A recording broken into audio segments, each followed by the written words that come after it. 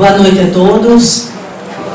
É com imensa alegria que nós estamos aqui, representando o Centro Espírita Viana de Carvalho, com o pessoal aqui também representando hoje a nossa campanha, que não é à toa que viemos com essa blusa vermelha, que é da nossa campanha Amigo Doador, que estamos engajados nessa campanha para conscientizar a população, a sociedade, não só espírita, mas sem ser espírita, da importância de contribuirmos com o banco de sangue.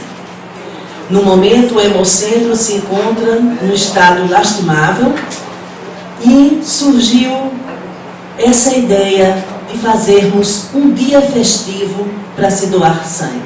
Então teremos agora o dia 28 de novembro, em frente ao Viana de Carvalho, onde iremos interditar a rua.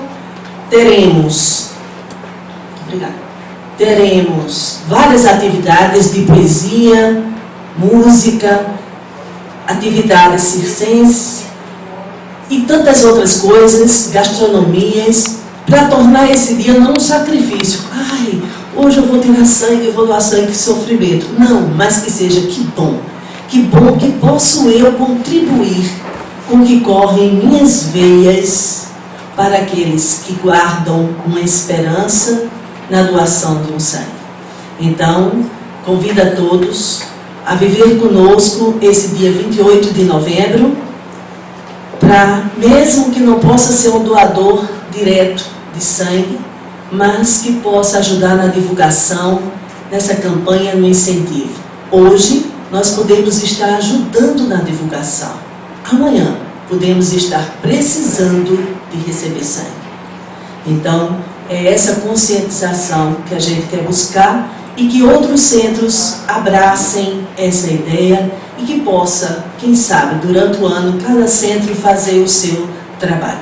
Então, o Viana não quer tomar propriedade dessa campanha, mas apenas dar o pontapé inicial, para que possamos realmente levantar o banco de sangue.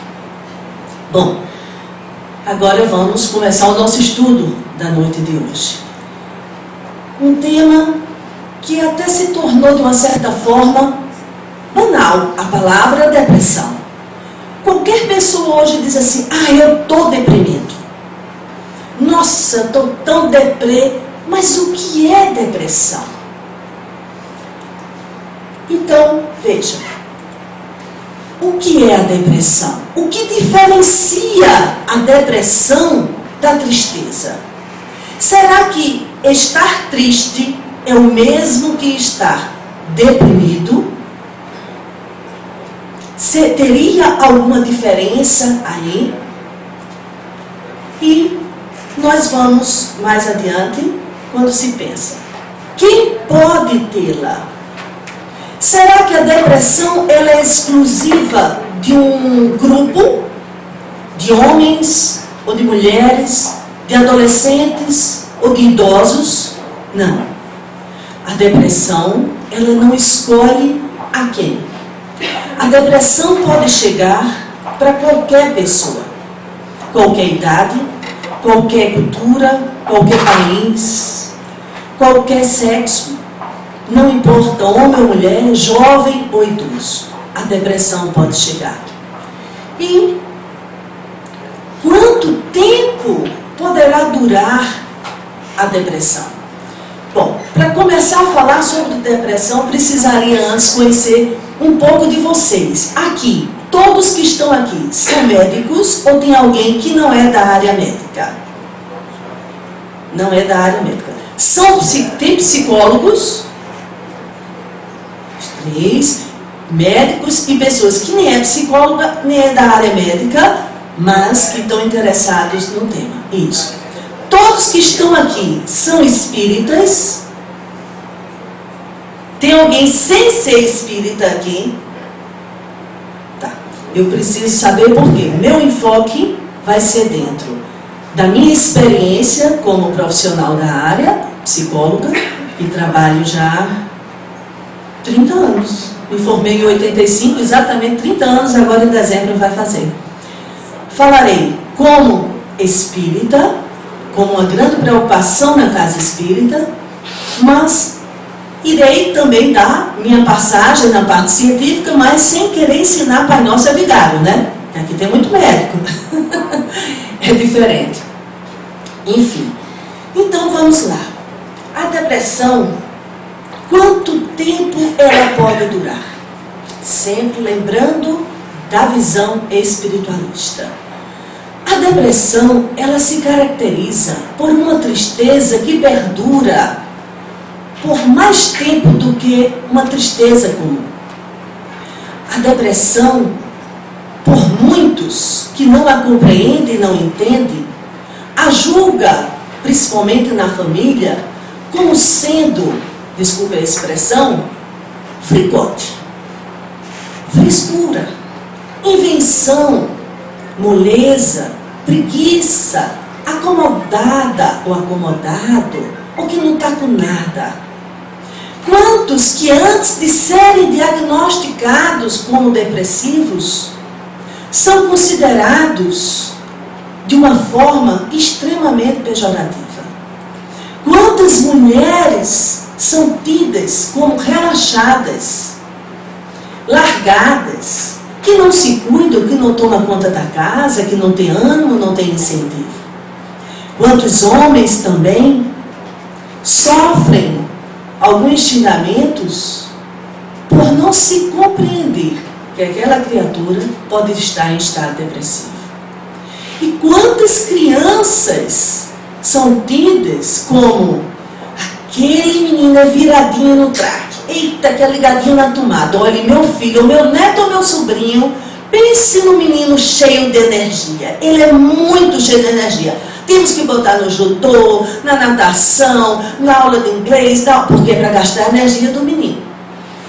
E muitas crianças podem apresentar um quadro depressivo e ser visto como um menino teimoso, irritado, malcriado, agressivo, indisciplinado, quando muitas vezes ali, atrás daquela agressividade ou hiperatividade, pode haver um quadro depressivo, mesmo sendo criança. Então, a depressão não escolhe, não é? E esse tempo vai, e não sendo tratado, muitas vezes já apresenta um quadro depressivo desde a infância, chega-se à adolescência com sérias dificuldades. E aí vão se envolvendo em coisas que vai acentuar mais ainda o quadro, como as drogas e o álcool. Na fase adulta, é sempre visto esses quadros mal diagnosticados, e a terceira idade, então, nem se fala. E aí, desencarnando, acaba a depressão? Não. A depressão não acaba com o desencarne. Porque a depressão, ela não está apenas no corpo físico, com contribuições químicas desreguladas do corpo. A depressão está na psique. E onde está a psique? Então não vai ser a morte do corpo físico que vai eliminar um quadro depressivo. Eis aí a grande surpresa para um depressivo quando chega ao suicídio.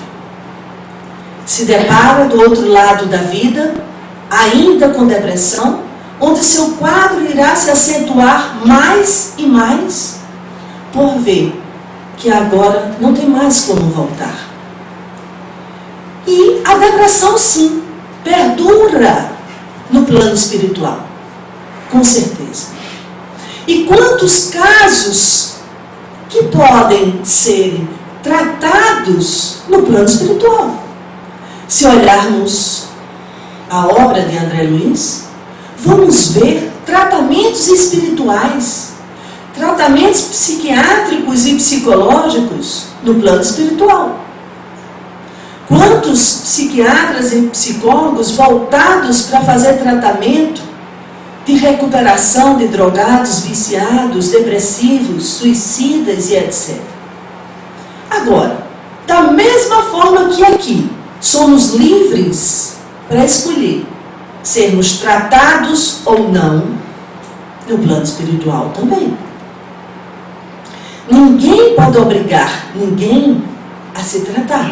Uma família pode pegar um familiar pela mão, um ente querido, levar para o tratamento, seja ele psiquiátrico, psicológico ou para a casa espírita, e ter sucesso, se o paciente quiser. Caso contrário, vai ter que precisar chegar o tempo dele de pedir essa ajuda. Então eu posso permanecer no plano espiritual com depressão, ser tratada no plano espiritual e ao reencarnar já vir com a psique bem mais trabalhada. Mas eu também posso reencarnar ainda trazendo um sério quadro depressivo. Não é à toa que podemos ver crianças tão prematuras ainda, já trazendo em si uma angústia profunda, uma melancolia tão intensa. Então, e os sintomas da depressão? Bom, temos o estado de ânimo persistentemente triste, ansiedade ou sensação de vazio, pensamento de culpa ou de inutilidade, isso é uma constante, autoestima baixa, pensamento pessimista ou sentimento de desesperança, falta de interesse ou de prazer em atividades anteriormente satisfatórias, incluindo a vida sexual, alteração do sono, insônia, incluindo despertar precoce pela manhã, sono pouco reparador ou um sono excessivo. Então, nem sempre o depressivo vai ser aquele que está deitadinho na cama, encolhidinho, em posição quase fetal, todo encolhido, de preferência no escurinho, com as cortinas fechadas, o quarto na penumbra. Não. Podemos encontrar, isso é um estágio da depressão, mas não quer dizer que todo o tempo eu esteja assim. Então, podemos encontrar um momento de depressão onde a agressividade pode estar muito mais presente do que a apatia. E o sono, como eu estava dizendo há pouco, pode ser aquela escassez, o sono interrompido, ou um sono tão profundo que o lhe deixa apático, inútil para as atividades do dia a dia. Dificuldade de concentração, perda de memória e incapacidade para tomar decisões. É interessante como alguns adolescentes trocam de curso constantemente. Começam, passam para outro e não sabem o que fazem. Adultos também que procuram profissões começam e não concluem. Até uma atividade física, esportiva ou artística, tem a ideia, tem a vontade, mas não segue em frente. Algo segura, algo amarra, algo impede de ir em frente. Perda de energia, fadiga, abatimento. A pessoa passa muito tempo deitado ou sentado, parado, largadão. E aí, quando muitas vezes são xingados de preguiçosos, que não está com nada, que não tem interesse, e alguns até como vagabundos. Mas quantas famílias cometem esse equívoco por não perceber que ali tem um quadro depressivo? Perda ou aumento do apetite e do peso. Podemos, no quadro depressivo, ver pessoas ganhando peso rápido, como também vamos encontrar pessoas emagrecendo. Pensamento de morte, ideias ou comportamento suicida. É interessante, quando a gente vai fazendo a pergunta ao cliente, você sente isso, e vai perguntando, ele, poxa, parece que você está fazendo um raio-x, como se eu estivesse fazendo uma grande descoberta, viu? Como se só eu estivesse sabendo isso. E chega uma hora que aí eu vou arrodeando, às vezes dá vontade assim de sumir, sumir dá, ser deletado, abduzido. É isso mesmo que eu quero. Não é morrer, eu não quero morrer, eu só queria sumir. E quando o depressivo quer sumir, e chega muitas vezes ao suicídio, eles não querem o suicídio para ficar pior do que estão. Eles não querem o suicídio à busca de algo trágico ou pior para eles. Eles querem o suicídio como uma forma de se libertar de tanta dor e de tanta angústia. Como se a morte pudesse lhe dar o que a vida não lhe deu. Como se a morte pudesse lhe dar a paz. Eu nunca vi um depressivo dizer que queria morrer para poder ficar infeliz. Sempre escutamos dizer que pensa na morte como uma forma de ter sossego. É um equívoco, é verdade, mas naquele momento de tamanha dor, a morte, para quem não é espiritualista, que com a morte do corpo físico tudo se encerra, que maravilha, me mato e acabou-se tudo, está resolvido, acabou-se a dor, acabou-se o sofrimento. Mas, para quem crer que a vida continua, é diferente. Ele está querendo buscar a paz. Ele pensa que vai para um lugar melhor do que onde ele está. Aí está a ilusão, a grande ilusão. Porque a morte não vai nos trazer o que na vida não conquistamos.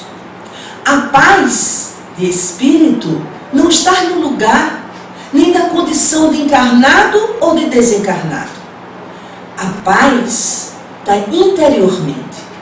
Aonde eu for, a paz pode estar comigo. Então, não vai ser o desencarne que vai me dar essa paz tão almejada. Inquietação, irritabilidade são outros sintomas. Sintomas físicos, como dor de cabeça, problemas digestivos e dores crônicas, que não respondam a tratamentos específicos. Os movimentos se tornam mais lentos, diminui a gesticulação que acompanha a fala e o andar.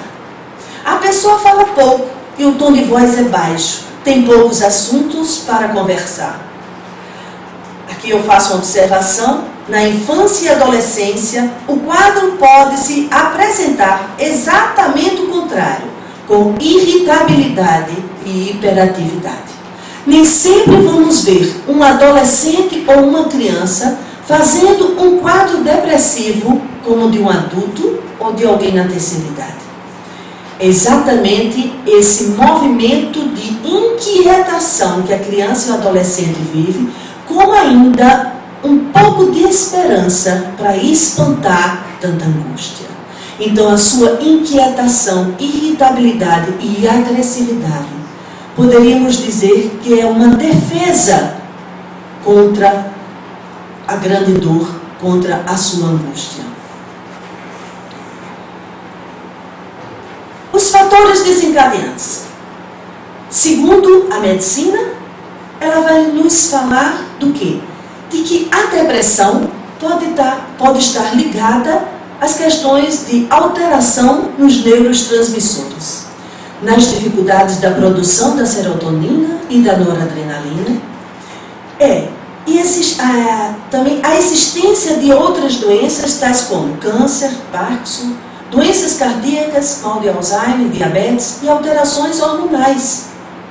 Quantas mulheres que ao viver sua menopausa, o seu climatério, melhor dizendo, são também taxadas da pior forma possível, insuportáveis. Os maridos, nossa senhora, se pudesse pegar ela, eu jogava assim pela janela, porque muitas mulheres no climatério ficam irritadas, angustiadas, muitas vezes agressivas, ligado ao hormonal. Então aí nós não podemos dissociar e separar o físico do emocional. O emocional podendo interferir no corpo físico e o corpo físico, com suas disfunções, interferir no emocional. Então, quantas vezes o momento de TPM leva a alterações emocionais? E alterações emocionais, inclusive das mulheres, podem alterar o quê? Provocar um aborto, levar a antecipar o ciclo da menstruação ou retardar, aumentar seu fluxo sanguíneo, enfim, e tantas outras consequências. Podemos ver o emocional interferindo diretamente na parte gástrica, como podemos ver o emocional interferindo na pele, o emocional interferindo em várias áreas, e não dá para dizer aonde um começa e aonde o outro termina. O que vamos perceber é que estão interligados. Nós não somos unicamente corpo, nem somos nesse momento unicamente espírito. Estamos na morada do corpo físico e isso se reflete. Então, o uso de fármacos que possam provocar a depressão, como é o caso do álcool, da droga e outras substâncias que podem levar a um quadro depressivo. Substâncias entorpecentes, como falei há pouco, sentimento de perda afetiva, morte, perdas profissionais de entes queridos. E aí vamos entrar nessa parte bem interessante. O ressentimento, sentimento de culpa e aí mais um pouquinho a obsessão. Então vamos voltar e falar do ressentimento. O ressentimento, veja bem essa palavra, ela é rica. Ressentimento. Vamos parti-la para compreendê-la. O depressivo é um ressentido. Ele está sentindo inúmeras vezes uma mágoa, um sofrimento, uma perda, uma angústia, uma desilusão, vivida há muitos anos. E muitos anos. Pode ser décadas ou até séculos, quando eu não supero perdas, sentimentos os mais variados, até de encarnações anteriores. É aí quando eu me remonto ao que falei no início, que a depressão pode nos acompanhar no desencarne e voltar conosco ao reencarnar. Então, por quê? A nossa psique não morre com a morte do corpo físico. É o que nós levamos e trazemos. Eu até faço a brincadeira e digo, é a caixa preta do avião. Lá está toda a história. E o ressentido, se um dia sofreu uma mágoa, uma decepção, uma desilusão, uma dor na alma, que é, eu digo que a depressão está para a mente como o câncer está para o corpo. É o câncer da alma. E aí o ressentido, ele vai reviver constantemente uma dor, onde o agressor fez uma vez, mas ele, pela sua própria dificuldade de superação, de perdão, de reorganizar, de fazer uma releitura do ocorrido, para poder se libertar de emoções, de sensações vividas, que trouxeram feridas e grandes mágoas, não consegue superar. E aí, quando eu falo dessa parte de ressentido, eu me lembro sempre, dou sempre também esse exemplo, mas só tem esse, não tem outros, mas eu acho esse o mais brilhante para representar o que é um ressentido. Uma vez, indo a um hospital, acompanhando minha mãe, que estava em tratamento para o câncer, eu a deixava às vezes tomando um remedinho dela e ia em outros leitos fazer algumas visitas. E como eu já tinha uma certa intimidade no hospital, um dia chegando numa ala do SUS, encontro uma senhora mobilizando todo aquele setor, extremamente arrasada, sentida, magoada, ferida com a filha, porque a filha tinha dito que ela ia tomar uma medicação e que a que ela ia tomar não cairia seus cabelos. Chegando no hospital, ficou sabendo que a medicação que ela iria tomar iria cair seus cabelos. E aí ela praguejava contra a filha, dizia horrores ali na frente, enquanto outros, bem uns 10, tomando sua quimioterapia, tomando seu lanchinho já que o hospital oferecia, e essa senhora extremamente revoltada com a filha, porque ia cair os cabelos. E aí eu tento me aproximar dela, ela diz: nem venha com conversinha, viu? Pode se afastar que eu não quero conversa com ninguém.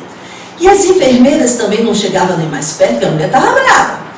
E, enfim, depois eu chego para a enfermeira e disse: você me permite me aproximar mais? Ela disse: se você conseguir, é toda sua.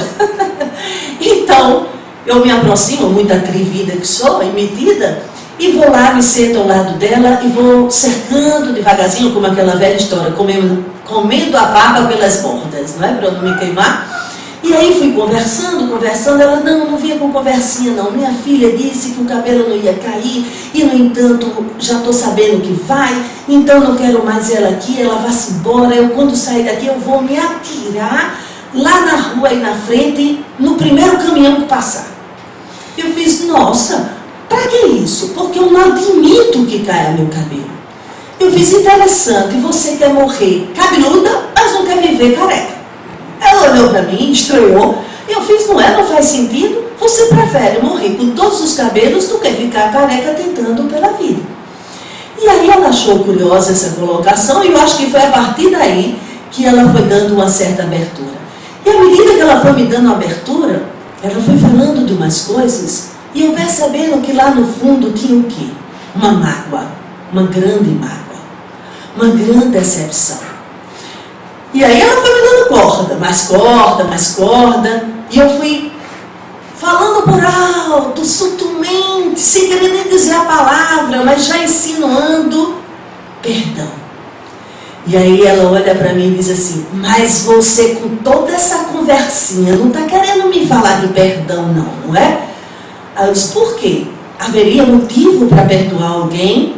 Às vezes aquele miserável, aquele triste, aquele horroroso. Aí foi, né? Aí descarregou todos os palavrões. Eu disse: nossa, quem é tudo isso? Meu ex-marido. Eu fiz: e o que é que ele fez? Me deu uma garfada. Uma garfada? Sim, ele me enfiou o garfo. Eu fiz: mas isso foi há quanto tempo? Ela disse: há 10 anos atrás. E eu fiz: e aonde foi a garfada? Ela fez: aqui. Eu fiz: e onde é o seu nódulo? As lágrimas caíram. Era na cicatriz. Então, o ressentido guarda sua mágoa e materializa. Ele consegue materializar, fazer ser real a sua ferida que está na alma. E assim são tantos outros problemas físicos que se refletem da ferida da alma. Então, como poderíamos só tratar da depressão olhando a questão dos neurotransmissores, as questões químicas, ou só através da medicação, que são fundamentais? Espírita tem uma mania de dizer, não vou nem citar outras religiões, alguns têm mania de dizer: não, menina, esqueça remédio, isso faz mal demais, isso vai prejudicar, tem efeitos colaterais, isso é muito nocivo, ele vai fazer isso, ainda vai deixar dependente. E aí eu digo: a depressão também deixa dependente. A depressão também traz efeitos colaterais. É bem ruim um efeito colateral que me prega numa cama, que me tira da vida, que me faz perder o colorido dos meus olhos, onde eu passo a ver a vida em preto e branco, sem sal e sem açúcar, aguada e insossa. Isso é um péssimo efeito colateral da depressão.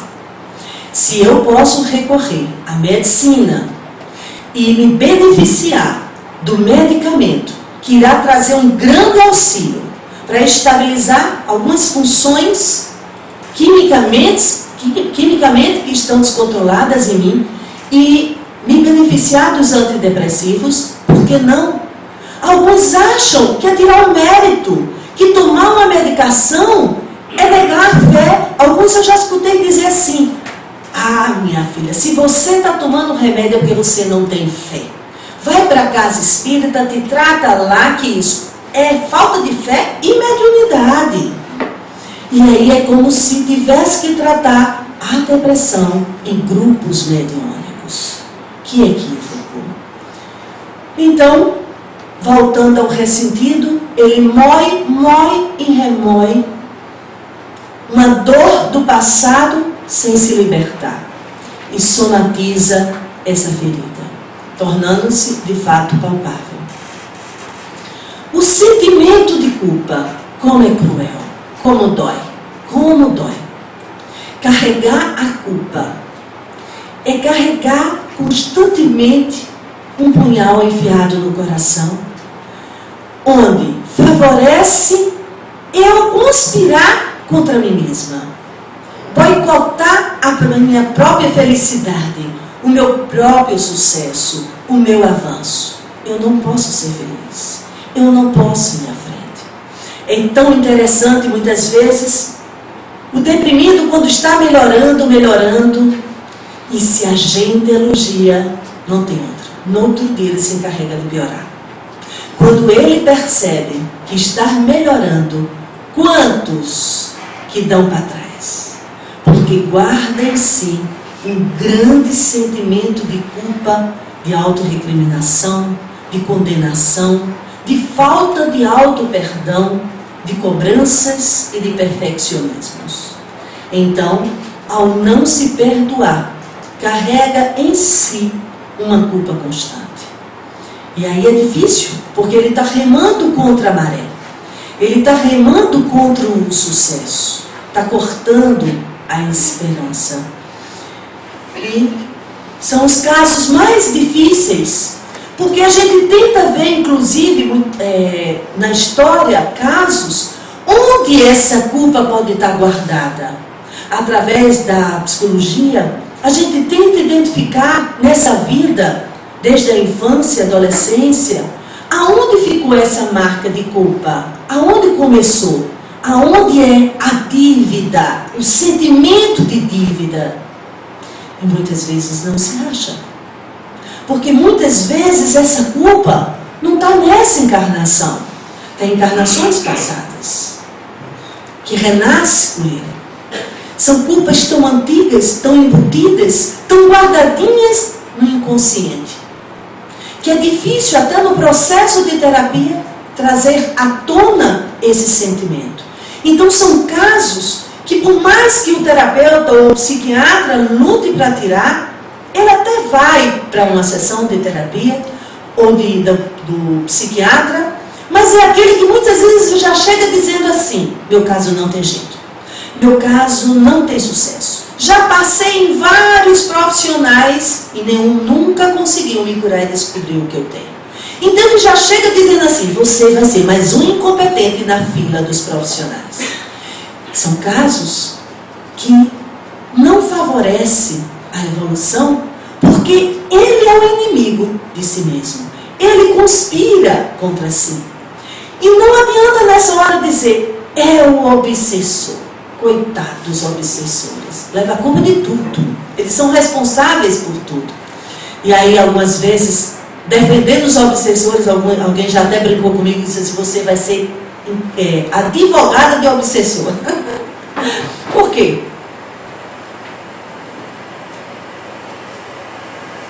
Ninguém me induz ao que eu não tenho tendência. Não tem obsessor que vá me induzir à prostituição, se eu não tenho tendência à prostituição.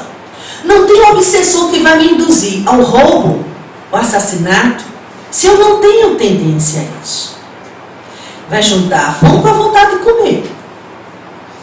Os obsessores vão observar meus pontos vulneráveis, meus pontos frágeis. E é por ali que vão soprar na fogueira. É por ali que vão incentivar no meu ponto vulnerável. Então, não podemos atribuir a depressão como sendo apenas uma questão espiritual. E aí eu digo, para um caso ter sucesso, ele precisa dos 3 aspectos, ser visto nos 3 aspectos e tratado nos 3 aspectos. Quais são esses? Psicológico, psiquiátrico e espiritual. Tem casos que nos chega que não são espírita, nem espiritualistas, nem acredita que a vida continua após a morte. Então, o terapeuta tem que se contentar e trabalhar na sua área, sem invadir, porque o cliente também não está ali para saber disso. Mas, quando pegamos um cliente, que ele tem esse outro lado, que podemos abordar algumas questões e sugerir o tratamento, digo, montado em 3 pernas, que é esse que eu falei ainda há pouco, são os casos que a gente vê que mais evoluem.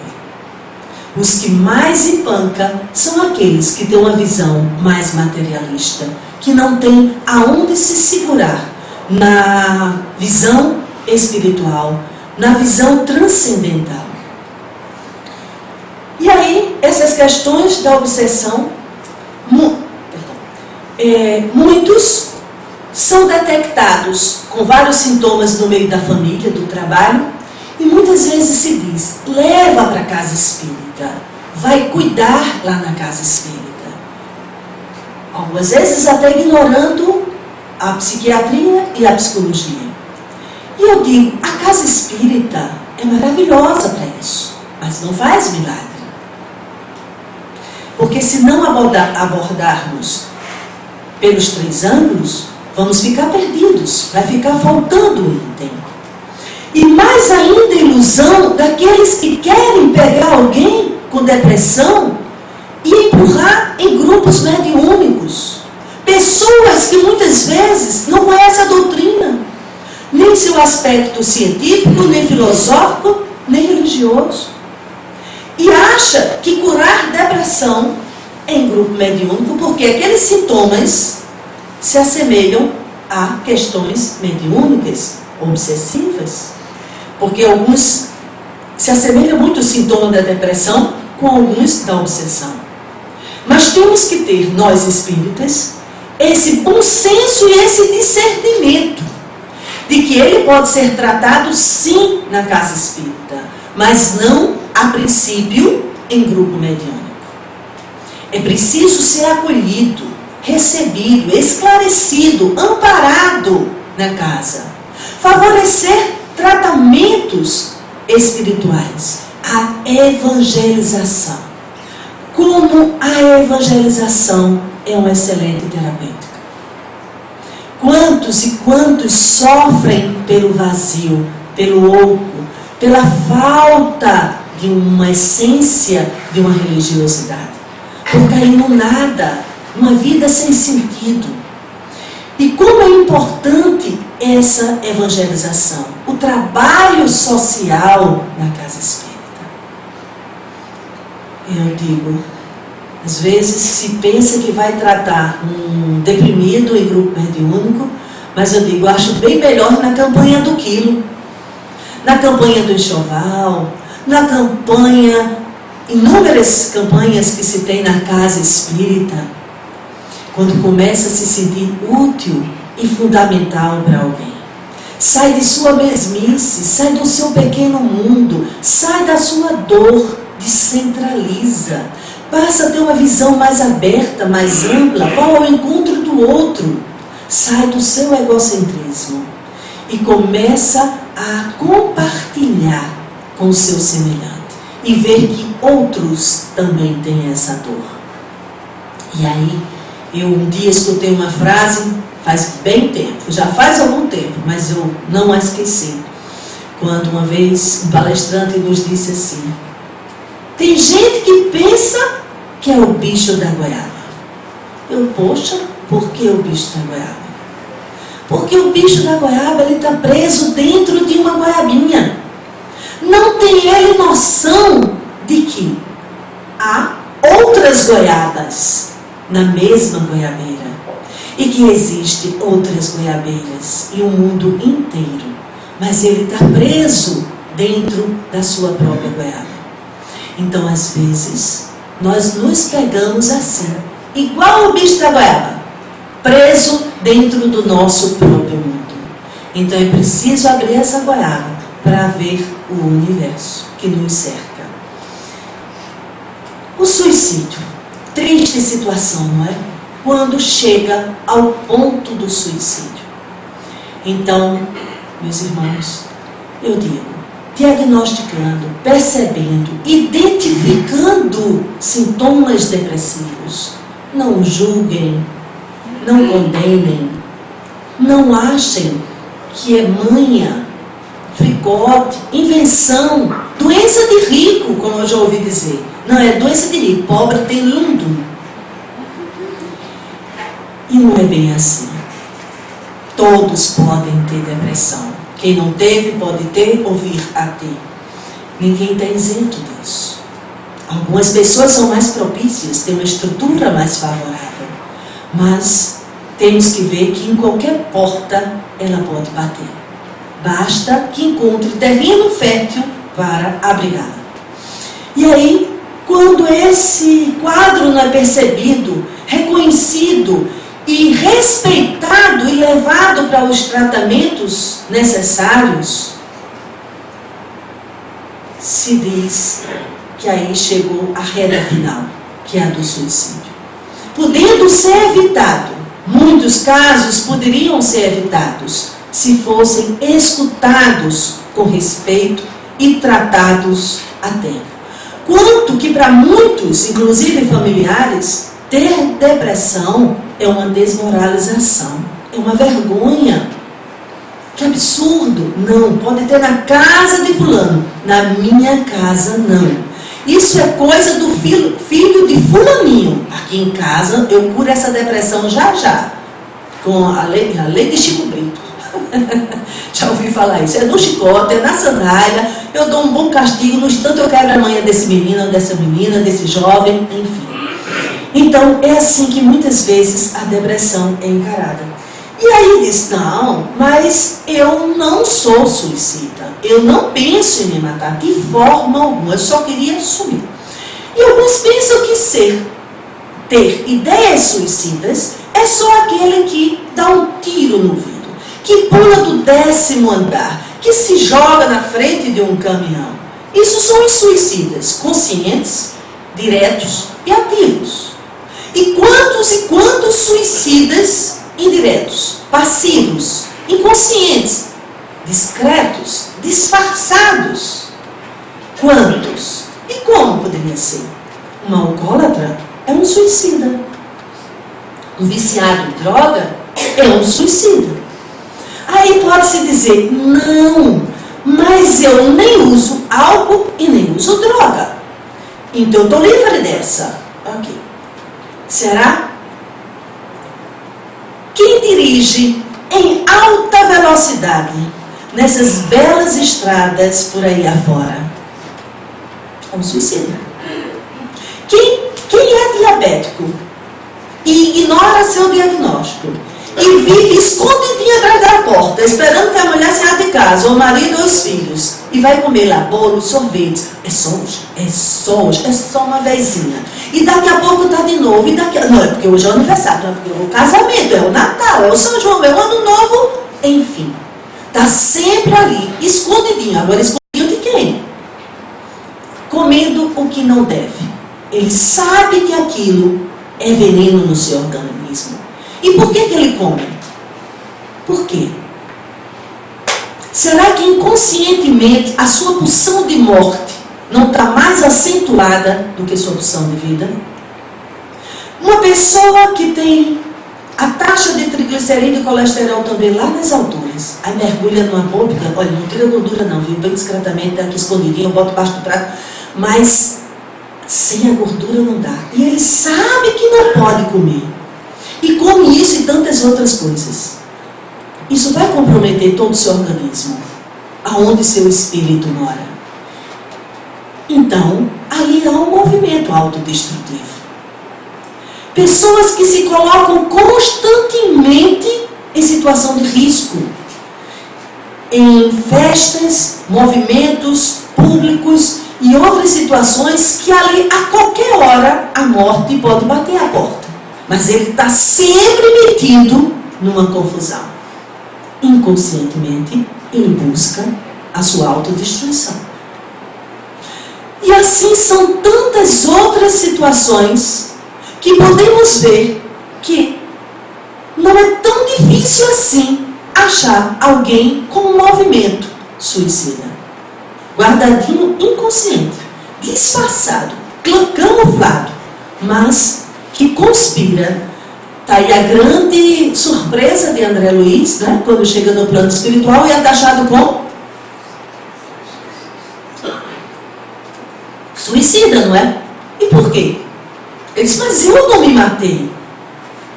E por que será que André Luiz foi considerado um suicida?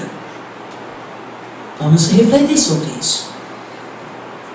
Então, meios de tratamento da depressão. Como eu já havia falado, o psiquiátrico, através dos medicamentos, que traz um grande benefício e que os efeitos colaterais são bem menores do que tomar um vidrinho de veneno, de formicida tatuna, como eles dizem, ou de dar um tiro no vidro, pular do último andar, se enforcar. Esses efeitos colaterais são bem piores da depressão. Então a psiquiatria traz essa grande ajuda, não causa dependência, acompanhado pelo médico especialista, não é qualquer um, mas acompanhado pelo seu responsável da área, ser acompanhado sistematicamente o tempo que for necessário. E alguns perguntam, mas eu vou tomar esse remédio para a vida toda? Se for o jeito, se for necessário, sim. O hipertenso não toma para a vida toda? Um cardíaco não toma? Um diabético não toma para a vida toda? Por que um depressivo, para ter qualidade de vida, não pode tomar para a vida toda? Se assim for, a única forma, ou uma delas, que vai ajudá-lo a manter vivo, dando conta do recado. Então, a psiquiatria não vai tirar o mérito de ninguém. A medicação não vai tirar o mérito de ninguém. Só vai contribuir no tratamento. O psicológico. Não adianta, como alguns querem, cortar o caminho e ficar apenas com a medicação. É mais fácil. É mais prático, eu tomo um remedinho, tenho um alívio, beleza. Quando eu estiver bom, suspendo, não tenho que estar indo para a terapia para falar de mim, ficar moendo e falando das minhas coisas para um estranho. Uns insistem em querer só a psiquiatria. São casos que são tratados, mas que logo mais a gente vai ver, principalmente quando suspende a medicação, que o caso volta, reincide. Então, é necessário não só tratar o corpo físico, mas trabalhar o corpo mental, o corpo espiritual, tratar a minha psique, porque essa é toda a minha herança. O que é meu? É tudo aquilo que quando eu desencarnar, eu vou levar comigo. E o que é que eu vou levar comigo? Não levo essa roupa, não levo meu sapato, não levo meu carro, não levo minha carteira de identidade, e nem o número que está nela serve para lá. Nada disso me acompanha. O que me acompanha é a minha psique. São as minhas emoções, são os meus bons feitos ou maus feitos, é a minha consciência. Essa é toda a minha riqueza. Então, e essa parte está toda nessa psique que precisa ser trabalhada. Augusto, e você faz a terapia de vidas passadas? Eu disse, não faço. E agora, como é que a gente vai tratar se a questão pode ser de vidas passadas? Eu disse, nem sempre vai importar voltar e tentar achar o olho d'água. Vamos tentar olhar para aqui agora e ver o que é que incomoda. Porque o que hoje eu tenho é o que eu já tive. O que hoje se expressa é o que já não foi bem resolvido de outra vez. Então não adianta querer saber, descobrir quando foi que isso nasceu, quando foi que isso começou. Talvez a gente nunca vai chegar nessa origem. Mas o importante é se voltar para a problemática do momento, as minhas dificuldades, as minhas limitações, as minhas dores e tentar superá-las daqui para frente. Então, a psicoterapia vai favorecer esse autoconhecimento, esse resgate de si mesmo, esse se descobrir, se conhecer, buscando, inclusive, o auto-perdão. Sem ele, fica difícil progredir, fica difícil se libertar da depressão, mesmo com toda a medicação, que às vezes são excelentes e não respondem. E além do psiquiátrico e o psicológico, vamos ver como poderia ser tratado a nível espiritual. Conhecimento fundamental, o conhecimento doutrinário como instrumento de autoconhecimento. A prece. Quando a pessoa já consegue parar e fazer uma prece, que maravilha!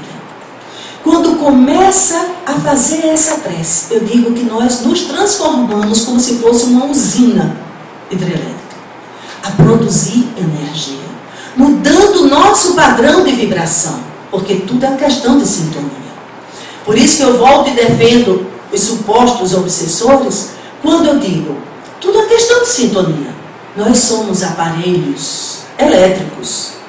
Se eu me sintonizo na faixa do sofrimento, da angústia, do rancor, do ressentimento, do ódio, da vingança, eu entro em sintonia com mentes iguais, sejam elas encarnadas ou desencarnadas. É uma questão de sintonia, eu entro naquela faixa de vibração. A mesma coisa se eu estou vibrando no bem, na esperança, na alegria, no otimismo, no amor a mim e ao próximo. Meu padrão de vibração é outro e eu vou atrair. Então, como tem pessoas que desde o amanhecer, elas já se determinam um dia infeliz. Quando acorda e diz, hoje eu já acordei virado. E se de manhã derramou um tiquinho de sal, ou um copo caiu e quebrou, diz, já estou vendo, o meu dia vai ser péssimo, hoje tudo vai acontecer, dizem que derrubar sal é briga, é confusão, é isso. Um gato preto, coitado dos gatos pretos, se viu na rua, pronto, o depressivo está ali, o gato preto vai ser responsável por toda a desgraça do dia e ele vai estar sintonizado, ele vai catar todas as situações. Se o sinal fechou na hora que ele vinha, só porque eu vinha, o sinal fechou. Mas só porque eu vinha em tal empresa, ela já estava fechada na hora. Só porque era eu. E ele volta a ser o bicho da goiaba, o centro do mundo. Tudo é por causa dele. Então, essa descoberta, essa reforma íntima, esse resgate de si mesmo, essa releitura da vida, e que a doutrina espírita nos favorece fazer uma releitura da vida, é uma das formas de tratamento.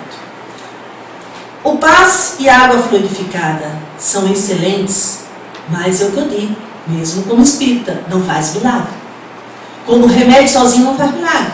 A terapia sozinha não faz milagre. É um conjunto e exige esforço pessoal. E aí, os tratamentos que as casas espíritas oferecem de desobsessão, mas que se não houver uma evangelização, aí eu faço outra comparação. É o mesmo que espantar mosca de pão doce.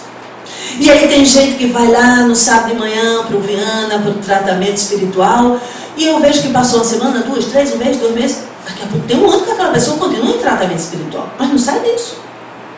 Não faz outra coisa a não ser ir para as palestras, para os passes, tomar água fluidificada, e nunca se ofereceu para fazer um trabalho que possa ir ao encontro do outro e ajudar o outro também na sua dor, na sua necessidade ou no seu sofrimento. Eles ainda estão presos na sua própria dor.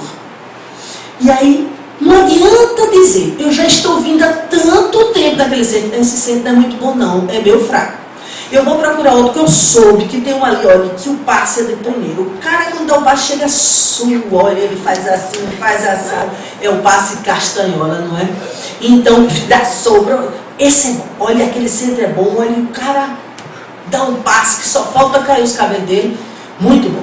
E aí daqui a pouco esse também não serve mais, que não curou também. E vai para outro, e para outro, e para outro. Como também passei de psiquiatra em psiquiatra, de psicólogo em psicólogo. Então, temos que ver que cabe muito o esforço pessoal para se permitir o caminho de volta para encontrar a estrada da vida.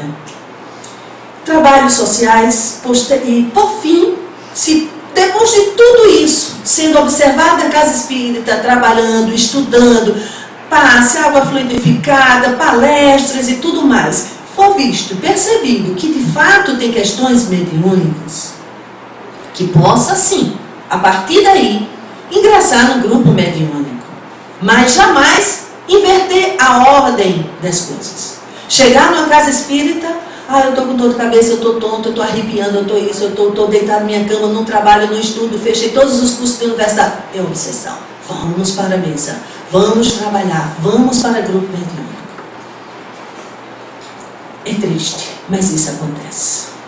Infelizmente, isto ainda acontece dentro de uma casa espírita. E quando se já está em grupo mediúnico, já vi muita gente dizer que não é para sair do grupo mediúnico, é para ficar mesmo deprimido. É ali que ele tem que se tratar. Não é ali que ele tem que se tratar. Ele não deve sair da casa espírita, jamais, se ele é espírita. Mas ele deve se afastar momentaneamente dos trabalhos mediúnicos e ir para outras partes que possa favorecer o seu estudo, o seu autoconhecimento, o trabalho no bem, o trabalho ao outro, enfim, descobrir que ele pode ser produtivo, mudar a sintonia. Então, são essas questões que nós queríamos trazer. Sei que muito mais teríamos o que abordar, porque a depressão não se fala em 40 minutos, mas temos que respeitar o tempo, né? Então, tem essa frase belíssima de Chico Xavier que diz: a felicidade não entra em portas trancadas. Não adianta querer ajudar, não adianta oferecer tratamento X, Y, Z, se a pessoa não está aberta a receber o socorro. Tem um lema no AA que eles dizem assim, não é? Se você quer beber, é um problema seu. Mas se você quiser parar de beber, é um problema nosso. Nos casos depressivos, enquanto ele quer nutrir seu sofrimento, sua autodestruição, seu massacre, sua automutilação, não podemos fazer nada. Apenas apontar o caminho da luz. Mas cabe a cada um, quando percebe que chegou a hora de dizer: basta, basta de sofrimento. Eu quero me perdoar. Eu quero viver. Eu quero crescer. Eu quero evoluir. Eu quero me perdoar para um dia conseguir perdoar alguém. Então, se esta criatura chega a esse nível de conscientização, há toda a chance. Por isso que não adianta guardar essa ilusão de que, com poucos momentos de terapia, com algumas caixinhas de remédio, ou indo receber um passe na casa espírita, pronto, está tudo resolvido, está tudo curado. Não. Se leva tempo. Se leva tempo para se reorganizar. Então, essa é a mensagem que trazemos para a noite de hoje. E, com certeza, pontos ficaram ainda a desejar. Mas, quem sabe, mais adiante a gente pode retomar. Não é isso? Então, uma boa noite para todos vocês.